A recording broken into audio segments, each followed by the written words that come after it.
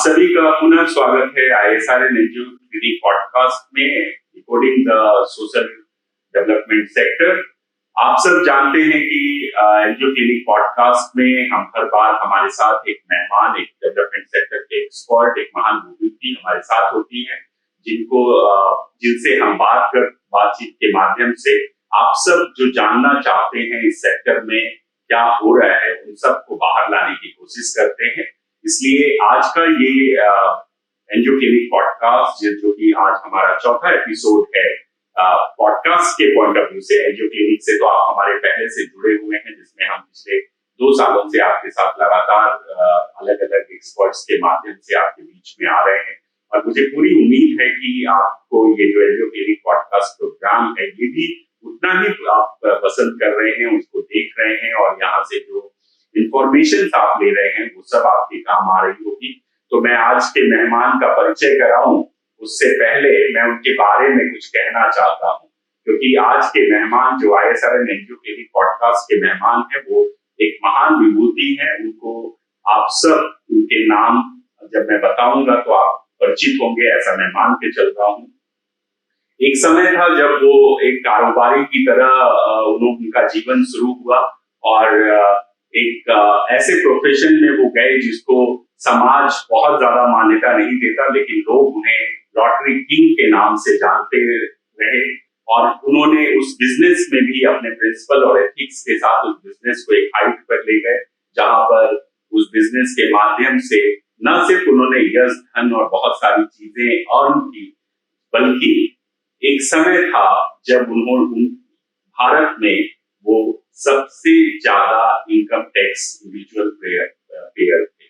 जब उन्होंने ऐसे कई काम किए एज अ बिजनेस टाइकून जिनको आप सब जानते हैं और न सिर्फ उनकी पहचान बिजनेस टाइकून की तरह रही, बल्कि धीरे धीरे उन्होंने जैसे कहते हैं ना कि giving back to the society, so उस कॉन्सेप्ट को फॉलो करते हुए उन्होंने समाज को वापस देने के लिए एक नई शुरुआत की और 1989 में उन्होंने भारत की राजधानी दिल्ली के पास गुरुग्राम में एक 270 एकड़ जमीन ली और वहां पर आज 5 फॉरेस्ट जोन्स बनाए हैं, जो कि दिल्ली गुड़गांव में हम एयर पोल्यूशन और तमाम तरह के पोल्यूशन से जूझते हैं, उन सब के बीच में एक environment friendly resort golf course develop किया उन्होंने। और उस गोल्फ कोर्स में जब आप जाएंगे उन सबको आप कर्मा लेक लैंड्स के नाम से जानते हैं। आप सब वहां पर काफी लोग हो सकता है वो गए हो, देखा हो या उसके बारे में सुना हो। और ये कर्मा लेक लैंड को उन्होंने न सिर्फ बनाया है बल्कि उस पूरे इन्वायरमेंट को एक इको फ्रेंडली इन्वायरमेंट, एक रिसोर्ट कैसे बन सके उसका एक अच्छा एग्जाम्पल सेट किया है, जिसके लिए उन्हें कई अवार्ड से नवाजा गया है।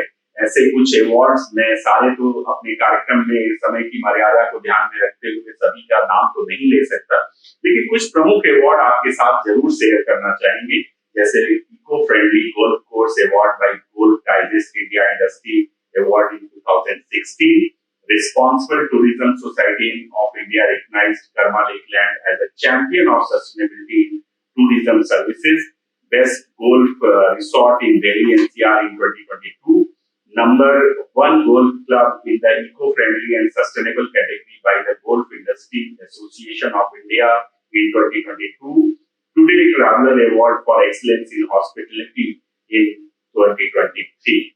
So, इन सारे अवार्ड्स के रूप में उनकी काम को पहचान मिली और आज ऐसी पहचान और एक सफल इन्वायरमेंटलिस्ट के नाम से भी लोग उनको जानते हैं। ऐसे मेहमान आज के हमारे ISRN एनजीओ के पॉडकास्ट में हमारे साथ हैं। मैं बहुत बहुत स्वागत करता हूं अश्विनी खुराना जी का। मैं अब उनसे ही निवेदन करूंगा कि वो अपनी जर्नी, जो उनकी यात्रा रही है एक बिजनेसमैन से एनवायरमेंटलिस्ट तक की, उसके बारे में एक संक्षिप्त में हमारे दर्शकों को बताएं और उसके बाद हम और भी उनसे सवाल जवाब करेंगे। अश्विनी खुराना जी। मेरी बिजनेस में शुरुआत 14 साल की उम्र से हुई। पिताजी पुरानी दिल्ली सदर बाजार में लॉटरी का कारोबार था, वहां पे मुझे लेके जाते थे। और तकरीबन जब 16 साल का था गाड़ी चलानी सीख ली, तो जब उनके पास अपना ड्राइवर नहीं होता था तो गाड़ी नहीं चलाते थे, तो मुझे एज अ ड्राइवर यूज करते थे। तो वहां से मेरी शुरुआत हुई और फादर का लॉटरी बिजनेस में देखता था। 21 साल की उम्र में सिक्किम लॉटरीज का जब कॉन्ट्रैक्ट किया गया, तो उसमें मुझे रेगुलर बिजनेस में डाला गया। और 28 साल की उम्र में, मतलब 89 में, मैं हिंदुस्तान का हाईएस्ट टैक्स पेयर डिक्लेयर किया गया। और जो यूनिक बात रही, वो मेरे बचपन से, चाहे लॉटरी बिजनेस था जिसको लोग इतना अच्छा नहीं मानते थे, मैं क्लियर कहता था कि I am in the selling business of dreams. मैं ड्रीम मर्चेंट, कई लोग मुझे कहते थे। और जो तंबोला की तरह रिक्रिएशन टाइप की लॉटरीज है, जो एडिक्टिव नहीं है प्लेयर के लिए, जो प्लेयर को एक महीने की तनख्वाह कमाई एक दिन में खत्म करने की इंड्यूसमेंट नहीं देते, उस टाइप की रिक्रिएशनल लॉटरी तंबोला जैसे वो करता था। अच्छा काम चला। सोशल एडवर्टाइजिंग लॉटरी के साथ हमने जोड़ी थी, जिस वजह से बहुत ही मशहूरी मिली, वॉल्यूम्स ऑफ बिजनेस मिले। और उस अच्छे पैसे से, उस शोहरत से, एनवायरमेंटलिस्ट का जो ग्रेजुएशन हुआ, वो कर्मा लिखलेंस नाम से आज आप सब देखते हैं। शुक्रिया। थैंक यू अश्विनी जी। एक बात मैं और जो उन्होंने छोड़ दी है अपने परिचय में, मैं बताना चाहूंगा आपको कि अश्विनी खुराना जी का लॉटरी बिजनेस में कैसे आना हुआ, ये भी एक बहुत इंटरेस्टिंग घटना है।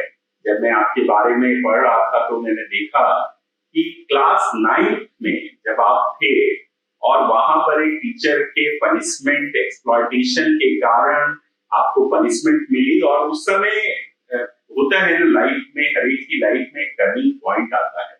शायद वो टीचर का पनिशमेंट आपकी लाइफ में टर्निंग पॉइंट रहा। और उसको उन्होंने कहा कि एक विचार बना कि अगर मैंने लॉटरी के, मेरे फादर के लॉटरी बिजनेस की वजह से मुझे आज पनिशमेंट मिला है, मैं आने वाले समय में इस लॉटरी बिजनेस में ही जाऊंगा और इसको सही करके दिखाऊंगा। तो कई जो एक पनिशमेंट को भी लक्ष्य की और एक अच्छे अवसर में उन्होंने अपॉर्चुनिटी में कन्वर्ट करके एक लक्ष्य बनाया। ये एक भी बड़ी बात है जो आज के जनरेशन के लिए इंस्पिरेशन हो सकती है कि कैसे हम अपनी लाइफ में कई बार जो टफ टाइम आता है उसमें भी कई सारी चीजें लर्निंग्स हो सकती हैं और आने वाले समय के लिए हम उनको टारगेट बना सकते हैं।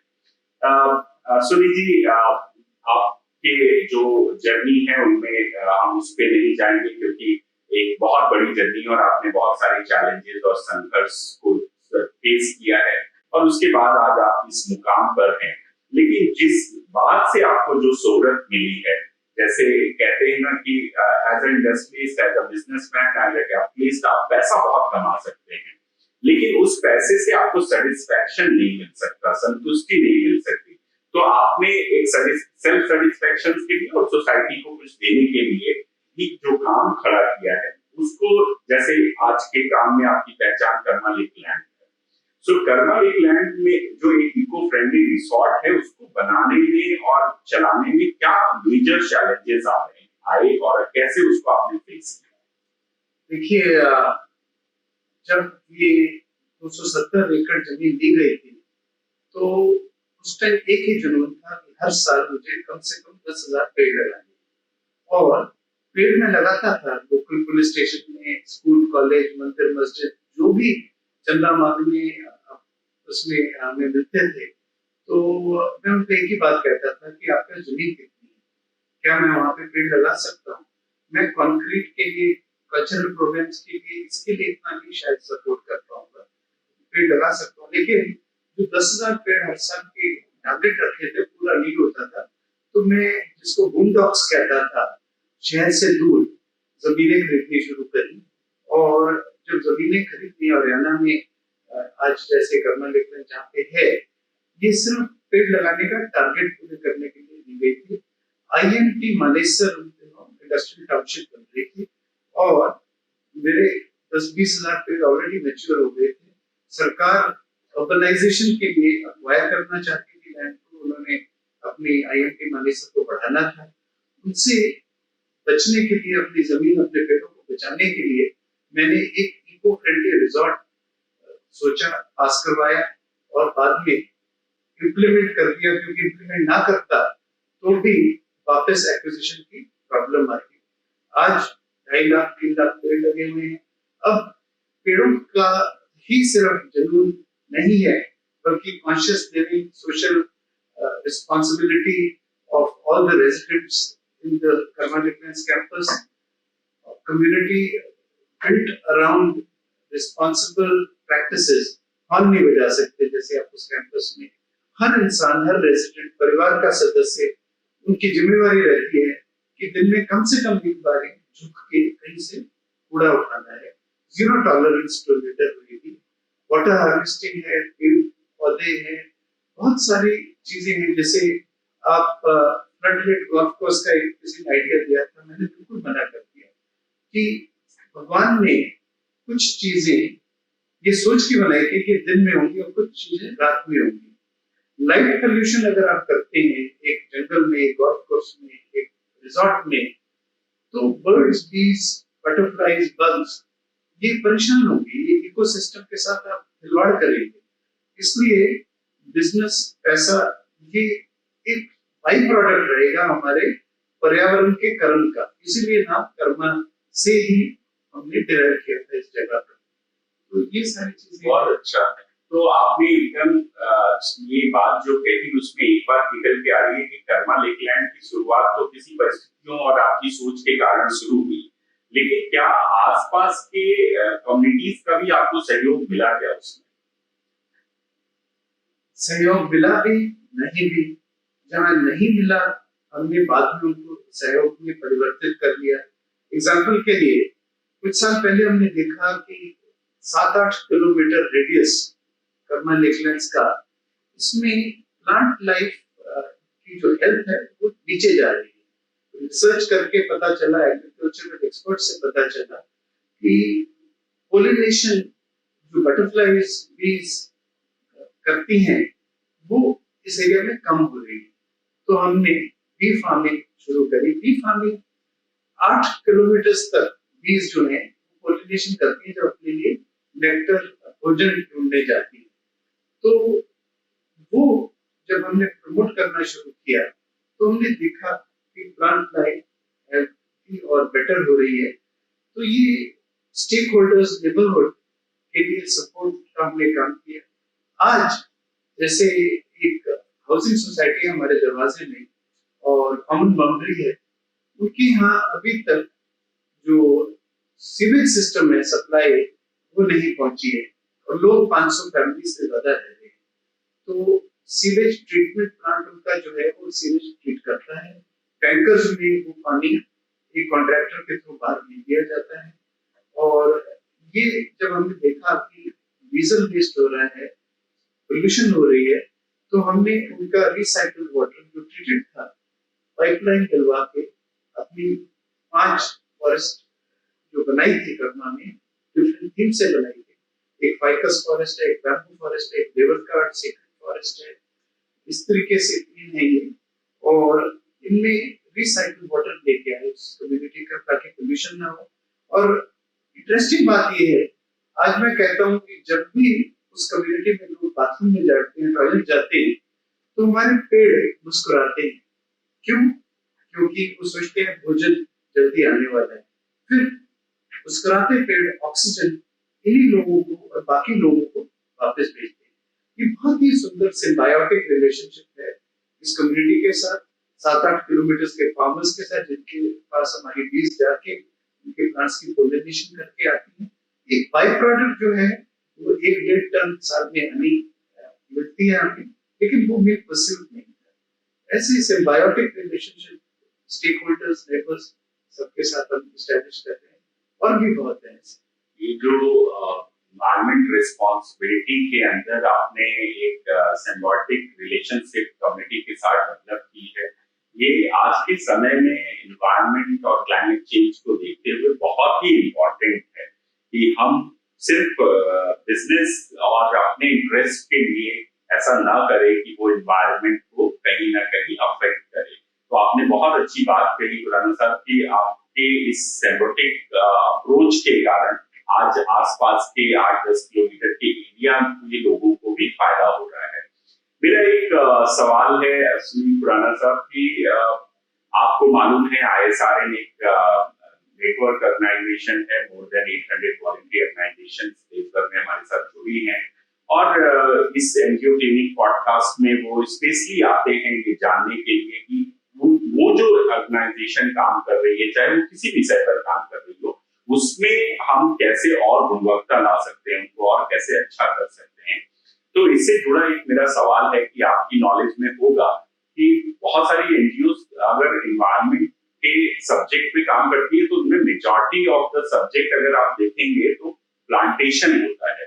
पर्यावरण में के नाम पर वो ज्यादातर पौधारोपण या प्लांटेशन का काम, ट्री प्लांटेशन का काम करते हैं। जबकि भारत में इतनी बड़ी पॉपुलेशन और जिस तरह से अर्बनाइजेशन हो रहा है उसको देखते हुए आज एयर पोल्यूशन है, वाटर पोल्यूशन है और जो ओवरऑल जो हीट जनरेट हो रही है उसके लिए जो ग्रीन एनवायरनमेंट है, वो ग्रीन एंड क्लीन एनवायरनमेंट, इन सब के लिए आज जरूरत है कि वॉलंटरी ऑर्गेनाइजेशन अपने बाकी के थेमेटिक एरिया के साथ साथ एनवायरनमेंट के होलिस्टिक अप्रोच में काम करने की जरूरत है। और वो सभी सब्जेक्ट पर अगर ज्यादा ऑर्गेनाइजेशन काम करेगी तो न सिर्फ इससे लोग जागरूक होंगे बल्कि इन सब्जेक्ट्स को भी प्रॉपरली एड्रेस किया जा सकता है।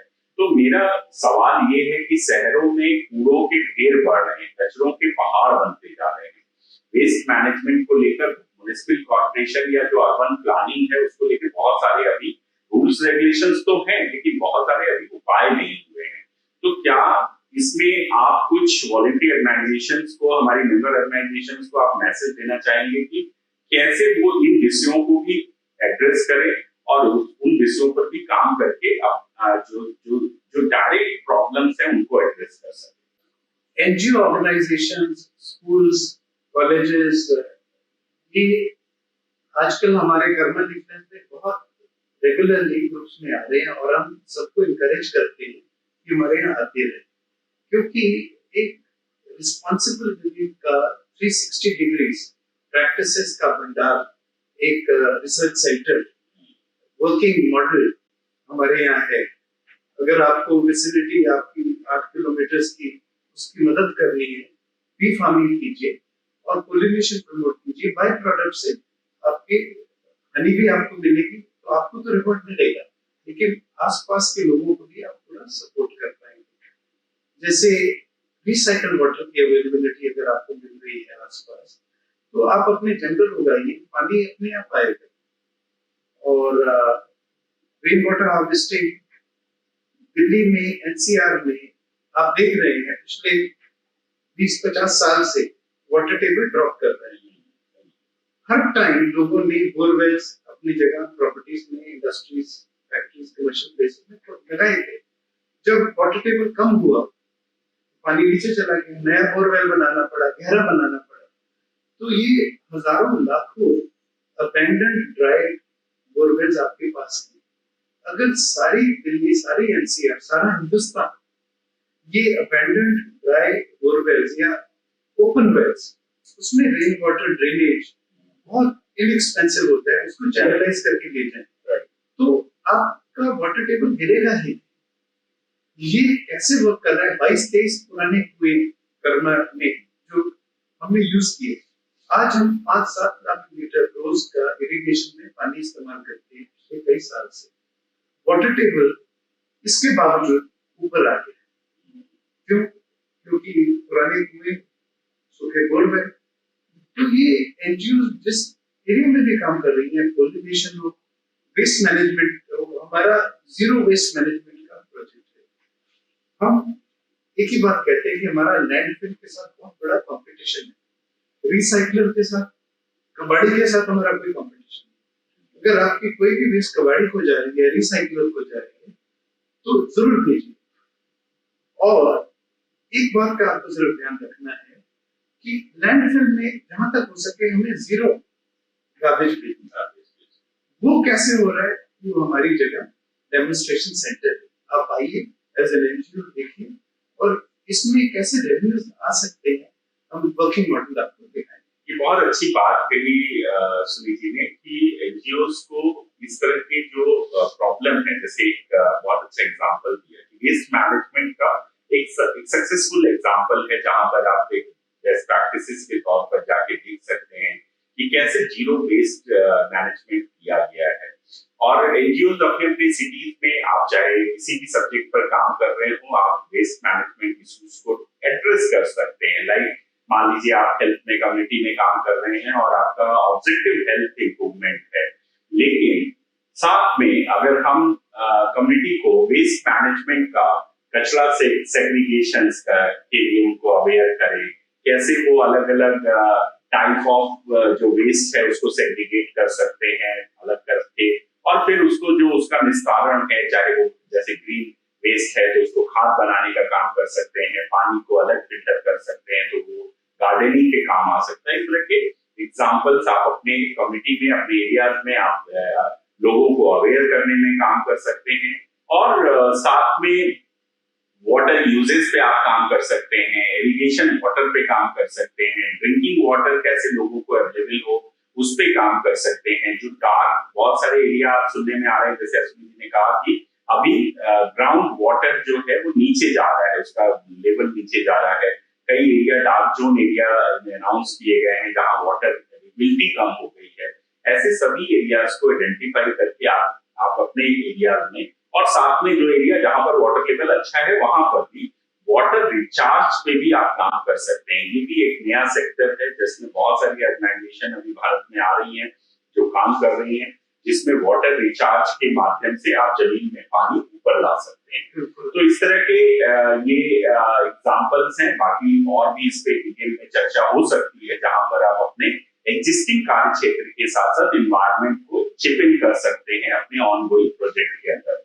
मेरा एक सुनील जी सवाल है आपसे कि जो इन्वायरमेंट सस्टेनेबिलिटी है उसको ध्यान में रखते हुए क्या भारत में इन्वायरमेंट पे काम करने वाली ऑर्गेनाइजेशंस या जो नहीं भी काम कर रही है, अगर वो कर्मा लेकलैंड से जोड़ के काम करना चाहें तो क्या उनके लिए कोई प्रोग्राम, स्कीम या इस तरह का कुछ नॉलेज शेयरिंग प्लेटफॉर्म आप प्रोवाइड करते हैं क्या?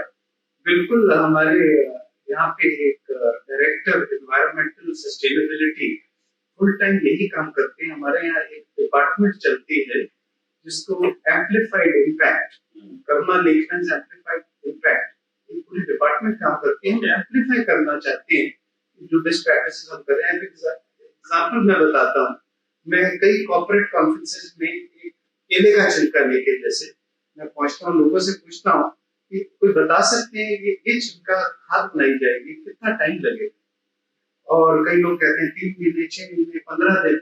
तो मैं उनको बताता हूँ 10 घंटे। How run it through the cow. जितनी आपकी जो ग्रीन वेस्ट है, अगर गाय का, फार्म एनिमल्स का भोजन जो बन सकते हैं, बकरियों का जो भोजन बन सकते हैं, सब्जियों के छिलके, फ्रूट के छिलके, ये लैंडफिल में ना भेजिए, इसको अलग कर दीजिए। आपके गांव में, आपके विलेज कम्युनिटी में कोई ना कोई जरूर डेयरी फार्म होगा, गाय, भैंस, बकरियां होंगी। कृपया उनको दे दीजिए ना, 10 घंटे में खाद बना के आपको दे देंगे। और ये खाद वही डेयरी वाला आपको कहेगा कृपया आप ले जाइए, मेरे पास जरूरत से ज्यादा हुई, अपनी धरती को जाके उपजाऊ बनाइए, कोई खर्चा नहीं होगा। शहर में लैंडफिल बदबू दे रही है, भंडार बढ़ते जा रहे हैं, ढेर बढ़ते जा रहे हैं। अगर इनमें से यूजफुल चीजें हैं जो इस्तेमाल करते रहे, खाद बनाते रहे, एनर्जाइजिंग व्यवसाय करते हैं, कितना अच्छा हो गया। मुझे याद है जब मैं कर्मा लेकलैंड पे आया था तो आपके यहाँ एक अच्छा डेयरी का भी काम है, और उसके लिए जो खाद बनाने की एक जो आपने जगह आइडेंटिफाई की है जहां पर सारा ग्रीन वेस्ट को और जो मेन्योर है और गाय का गोबर वो सबको एक जगह रखा जाता है, और उसके थ्रू पूरे फार्म रिसोर्ट एरिया में as a manure, green manure आप यूज करते हैं। तो बहुत ये इस तरह की जो प्रैक्टिसेस हैं वो बहुत इंपॉर्टेंट है कि कैसे हर चीज को हम 100% यूटिलाइज कर सकते हैं। अश्विनी जी, इसी से जुड़ा हुआ एक और सवाल है कि बहुत सारी ऑर्गेनाइजेशन एनवायरनमेंट में काम करना चाहती है, लेकिन आपको मालूम है कि हर काम को करने के लिए रिसोर्स की जरूरत पड़ती है और रिसोर्सेज के लिए फाइनेंशियल असिस्टेंस भी एक उसका हिस्सा है। तो क्या कुछ एजेंसीज के नाम आप कोट कर सकते हैं या कुछ ऐसे काम भारत में काम करने वाले या फाइनेंशियल असिस्टेंस प्रोवाइड करने वाले कुछ डोनर एजेंसीज के नाम बता सकते हैं एज एग्जांपल? वैसे तो आज के टाइम पे गूगल में आप सब सर्च भी कर सकते हैं और जितने भी इंडिया में डोनर एजेंसीज हैं उनकी भी मैंडेट देख सकते हैं वेबसाइट्स पे जाके कि वो इन्वायरमेंट में क्या कर रहे हैं, कैसे कर रहे हैं, और उसको आप उनके साथ प्रपोजल देके उनके साथ जुड़ सकते हैं। लेकिन असुरी जी, आपकी भी नॉलेज में कुछ है तो आप प्लीज बताइए। काफी कंपनीज हैं जो अपना एनवायरनमेंट के लिए अपने CSR से फंड्स निकालती हैं, जैसे शोभा रियल एस्टेट की कंपनी है, वो सिर्फ CSR अपना 1-2% साल का करना है क्योंकि सरकार के रूल्स कहते हैं। ये कंपनी 5-6% करती है। और ऐसे कम लोग हैं। HCL foundation, United Nations environment fund, world wide life fund, ये वॉल्वो आइशर कंपनी है। ये काफी कंपनियां हैं जो मिनिमम CSR जो करना है इनकम टैक्स रूल्स के हिसाब से उससे कहीं ज्यादा करती है। तो कॉर्पोरेट सोशल रिस्पांसिबिलिटी फंड के माध्यम से जैसे आप health education and other subjects में आप देखते हैं, वैसा ही आप एनवायरनमेंट के लिए भी इन कंपनियों को संपर्क कर सकते हैं और उनके माध्यम से भी आप अपने प्रोग्राम्स को आगे एक्सटेंड कर सकते हैं। तो ये ऐसा हम कह सकते हैं कि एनवायरनमेंट के लिए डोनर एजेंसीज की कमी नहीं है, कमी है तो सिर्फ अपनी सोच को बदलने की और इस दिशा में आगे बढ़ने की। इसी से जुड़ा हुआ एक और सवाल है, आपने G20 में, क्योंकि अश्विनी जी हमारे साथ हम लोग सिविल 20 का हिस्सा थे और उसमें क्योंकि ISRN सेवा ग्रुप को लीड कर रहा था और अश्विनी खुराना जी को हमने अपने प्रोग्राम में, जो सिविल 20 का प्रोग्राम भोपाल में था, वहां पर एज अ स्पीकर वो हमारे साथ आए थे। तो आप उसके बारे में मालूम है आपको फॉर्मेट और प्रोग्राम के बारे में, लेकिन उनमें से एक सबसे यूनिक चीज थी जो मैं आपको याद दिलाना चाहूंगा कि G20 के अंदर प्रधानमंत्री ने पूरे विश्व को एक बड़ा अच्छा संदेश दिया और उन्होंने लाइफ और एनवायरनमेंट का एक कॉन्सेप्ट दिया और उनका कहना था कि अगर आप जो आपका बिहेवियर है, जो आपकी दिनचर्या है, अगर उसमें आप परिवर्तन लाते हैं और आपका व्यवहार पर्यावरण फ्रेंडली है, इको फ्रेंडली है, तो आप बहुत सारी जगहों पर जलवायु परिवर्तन, पर्यावरण में आप अपने व्यवहार से परिवर्तन कर सकते हैं।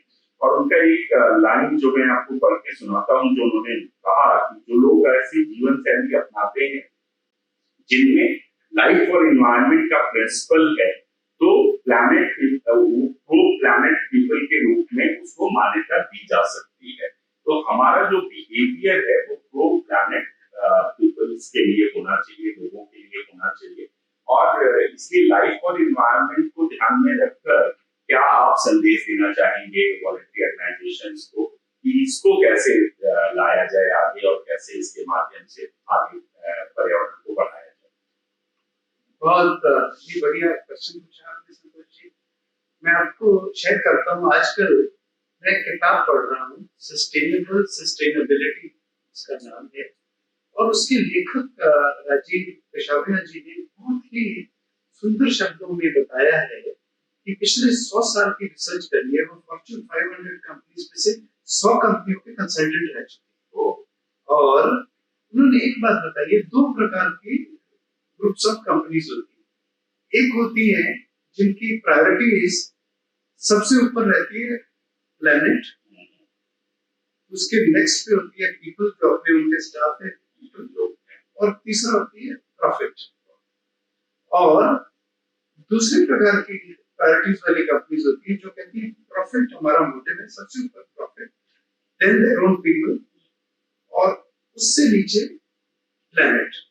प्लेनेट हम सारे स्टेक होल्डर्स को, पर्यावरण को, धरती माता को उसमें कवर करते हैं।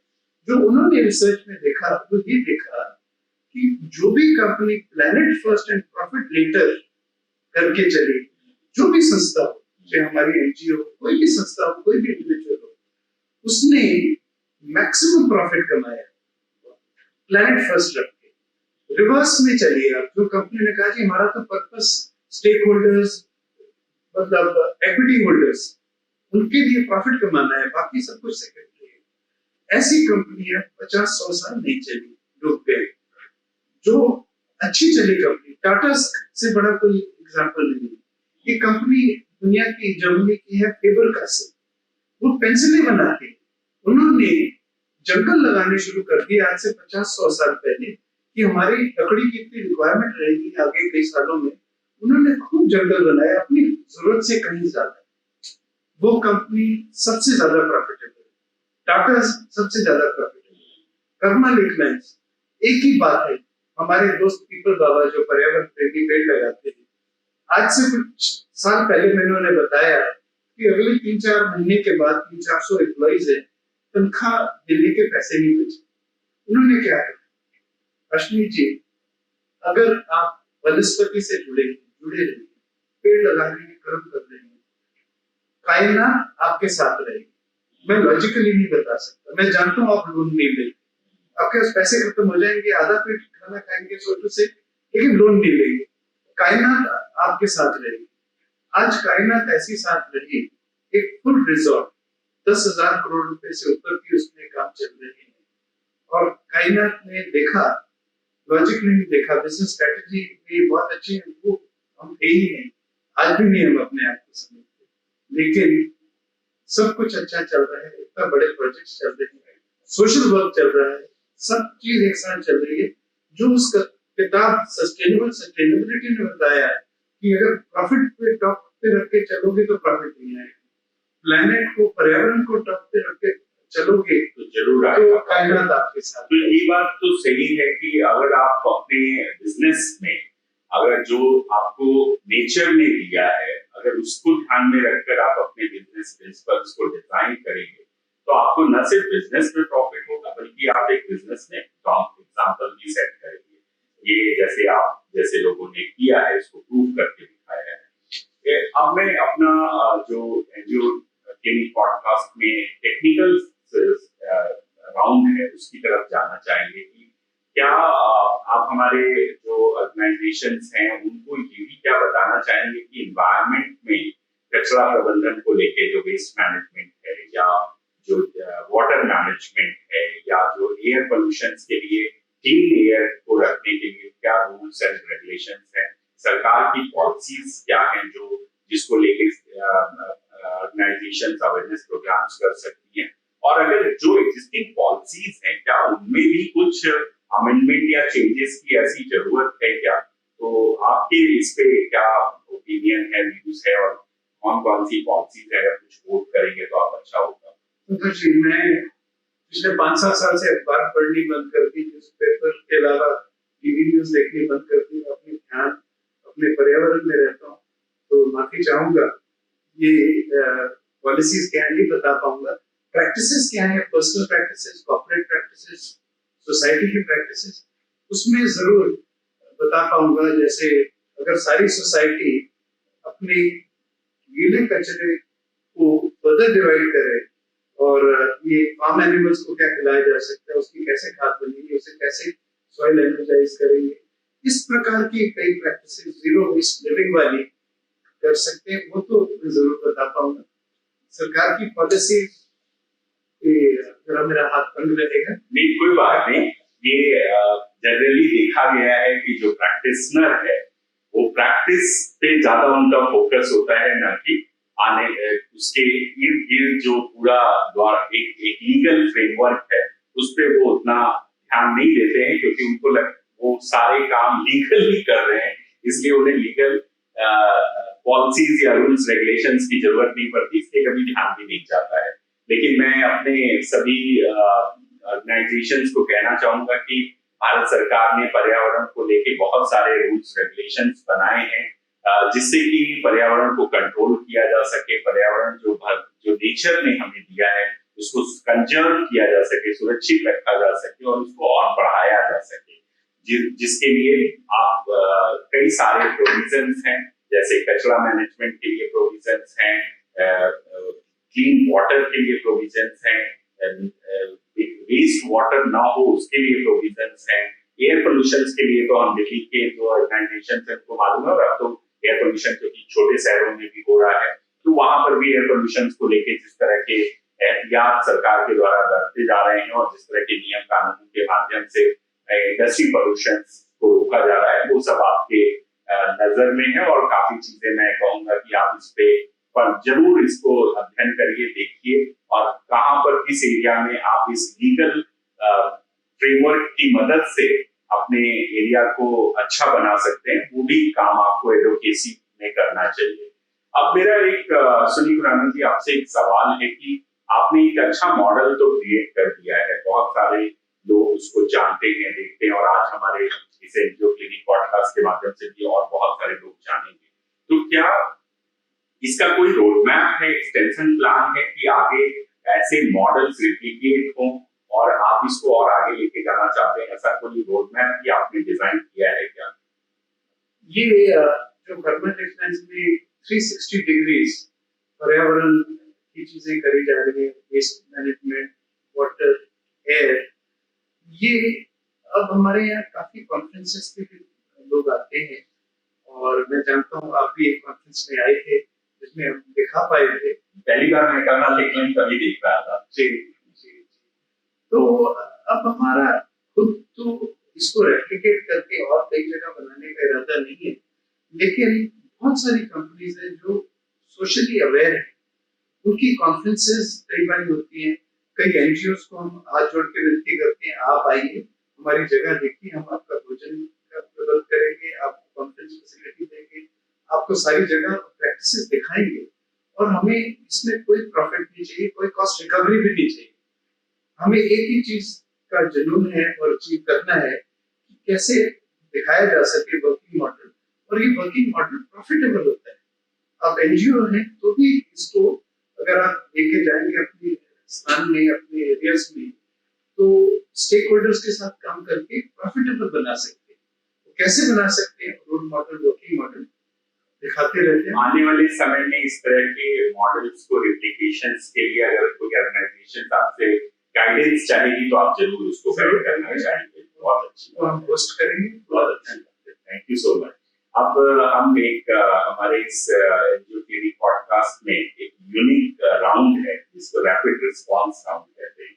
यहाँ हम क्विक आंसर्स, क्विक क्वेश्चंस और क्विक आंसर की बात करते हैं। तो मैं आपसे 4-5 क्वेश्चंस रैपिड रिस्पांस राउंड में पूछना चाहूंगा।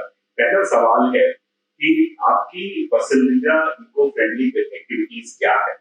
हर रोज कम से कम एक बार जमीन पे झुक के कूड़ा उठाना, डस्टबिन में डालना, और ये मैसेज हर एक को पहुंचाना। ये आपकी फेवरेट एक्टिविटी? इसको मैं ग्राइंडिंग एक्सरसाइज कहता हूँ।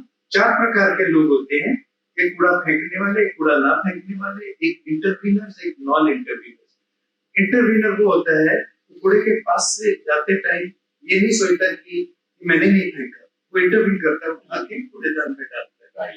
तो हमको कूड़ा फेंकना नहीं है और नॉन इंटरवीनर नहीं बनना है। ये मैसेज मैं रोज स्प्रेड।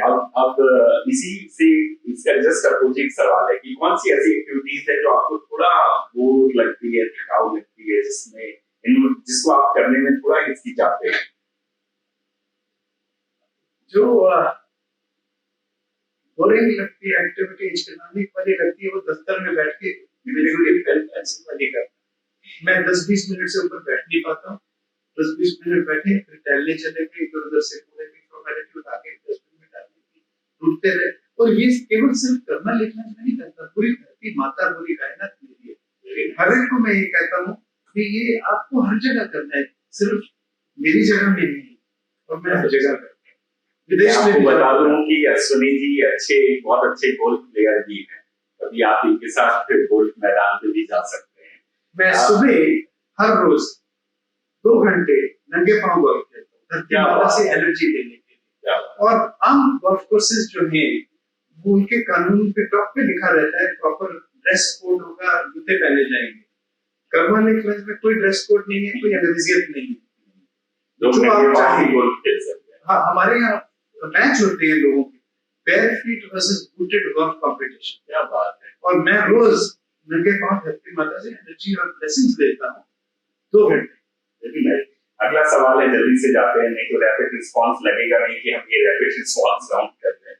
वह कौन सी आपकी कोई किताब एक आप कोट करना चाहें जिसको पढ़ने के बाद आप लगा कि आपके बिहेवियर चेंज में, व्यवहार परिवर्तन में ये किताब बहुत यूजफुल हो सकती है और इसके अंदर जो प्रैक्टिसेस बताई गई हैं वो बहुत इको फ्रेंडली है।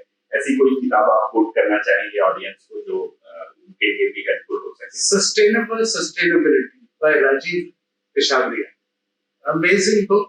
It tells you if you are driven by purpose, profits will follow and not the other way.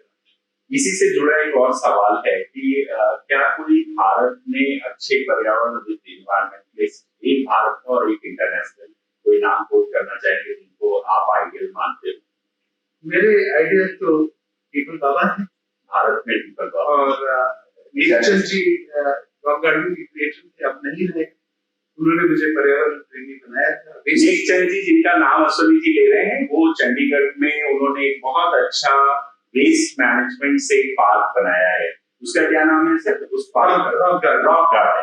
तो आप सब रॉक गार्डन चंडीगढ़ के बारे में जानते होंगे, लेकिन शायद नेकचंद जी का नाम आपने नहीं सुना होगा। उसको बनाने वाले नेकचंद जी हैं और अश्विनी जी की जो गाइड, अगर कहें कि वो गाइड रहे तो नेकचंद जी से बहुत इंस्पायर रहे हैं। बिल्कुल रहे। और मेरे स्पिरिचुअल मास्टर सदगुरु जग्गी वासुदेव, पीछे उनके साथ सेफ सॉइल मूवमेंट में, रैली फॉर रिवर्स में मैं जुड़ा रहा। उनकी ग्रीन प्रैक्टिसेस, स्पिरिचुअलिज्म का मिश्रण जो है, उससे मैं बहुत इंस्पायर हूँ। कोई एक ऐसी अश्विनी जी गतिविधि बताइए इको फ्रेंडली जो आपके मन को सुकून देती हो। इको फ्रेंडली कोई एक एक्टिविटी जिससे आपको बहुत एक तरह का मेडिटेशन या एक तरह का सुकून, सेटिस्फैक्शन फील होता हो।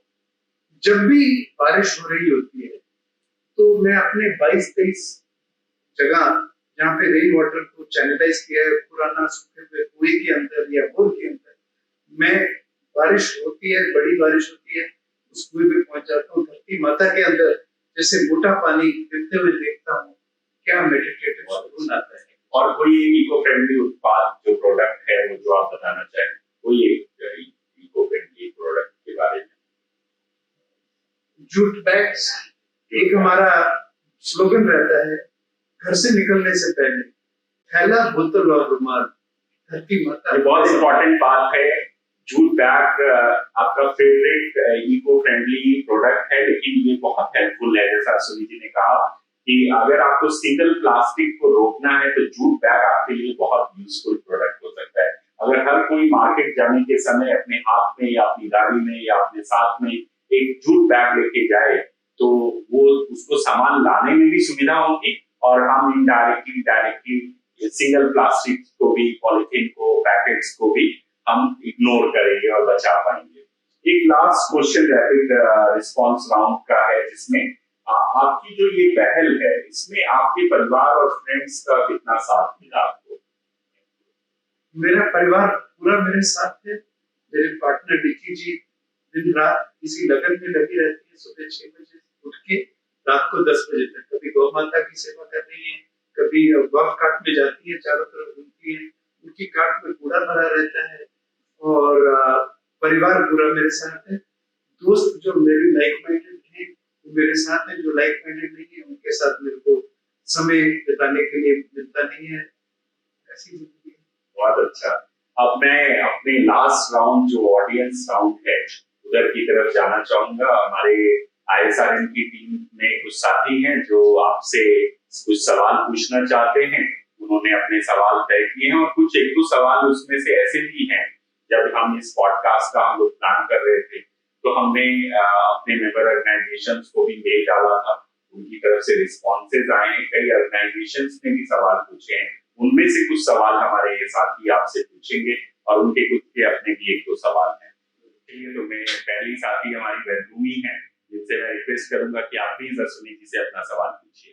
Hello sir, welcome to Indian Social Responsibility Network. So my question is, what advice you give to young environmentalists to serve in their community?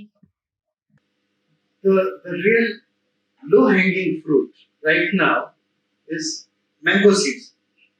If we encourage everybody to eat mangoes, save the seed, wash it, and pass it on to institutions like Karma Lakelands, People Baba, any tree planter, any nursery in your vicinity. they'll have the raw material to turn it into saplings, and saplings go into social forestry by Karma Lakelands, by People Baba, our partner. And this is a very low-hanging fruit for all the fruits, seeds that we come across. There's so many things you can do. Yeah. Thank you, sir. Thank you. इसमें हमारे साथ हमारे दूसरे साथी हैं doctor Rita Rana, जिनको मैं request करूंगा कि आप अपना सवाल डॉक्टर रीता पूछिए please. Hello, sir. I would like to know that what environmental certification do you prefer are most critical for an organization for enhancing their sustainable footprint, and what is the significance of these certification? I wouldn't know about certifications that are possible, but I can tell you one thing. There was a time me and my organization would be averse to getting any accolades, any awards, till one person said something very right. He said, recognition precedes replication. We all should seek recognition if we are doing something good. Because when you get recognized, people want to replicate what you are doing. So we all should look forward to getting recognized and not feel that this will be an ego problem. Why should I seek recognition? All I am busy in is doing work. No. Get recognized, look for it, and continue your good work. और वैसे भी अगर देखा जाए तो environment के area में इस तरह की सर्टिफिकेशन अभी भारत में बहुत ज्यादा आम नहीं है। इंडस्ट्रीज में, बिल्डिंग बायलॉज में या कंस्ट्रक्शन के एरियाज में अगर हम कहें, और बहुत सारे इंडस्ट्रीज के अंदर भी अलग अलग प्रोडक्ट में कुछ अलग अलग नॉर्म्स हैं, रूल्स रेगुलेशंस हैं, जिनके सर्टिफिकेशंस का प्रोसेस है। बट अगर एक आम कम्युनिटी मेंबर अगर कुछ करना चाहे तो उसके लिए तो किसी सर्टिफिकेशन की जरूरत है नहीं। तो हम और बाय डेफिनेशन अगर आप पर्यावरण के लिए काम कर रहे हैं, सर्टिफिकेशन के लिए, आप पैट ऑन द बैक के लिए नहीं कर रहे हैं, आप तो अपना कर्म कर रहे हैं। सही। तो हम अपना कर्म करें जिससे कि जो आपने कहा कि धरती माँ है उसकी सुरक्षा हो सके, और जो हमें नेचर ने दिया है हम नेचर को वापस उससे ज्यादा करके दें, ये इम्पोर्टेंट है। यही सबसे बड़ा सर्टिफिकेट है मुझे लगता है। अब हमारे अगले साथी हैं जिनको मैं इनवाइट करना चाहूंगा कि वो अपना सवाल लें। डॉक्टर राहुल हमारे साथ हैं अश्विनी जी, और वो आपसे अगला सवाल पूछेंगे। Doctor Rahul please.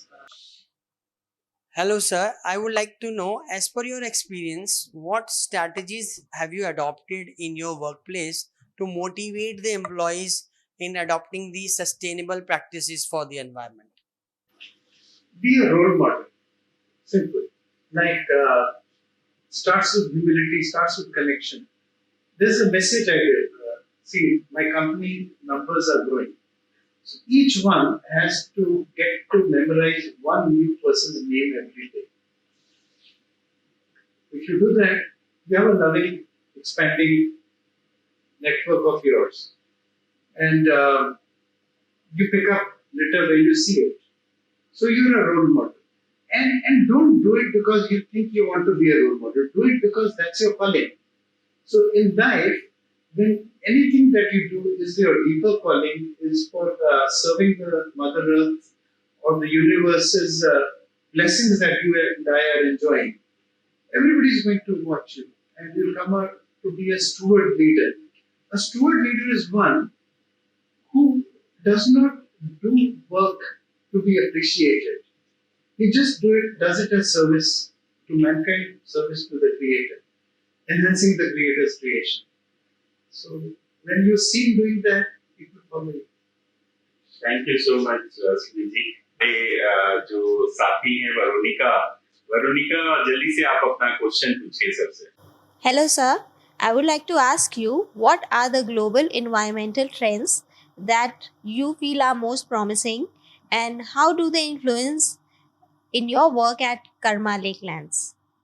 I would say responsible living, creating a conscious community, whether it's zero waste living. Now, one thing I've seen, battery cells and e-waste. We checked it in the garbage bins. The battery cells reach the landfill, they leach poison into our Mother Earth, which will provide food and support to our next generation and us.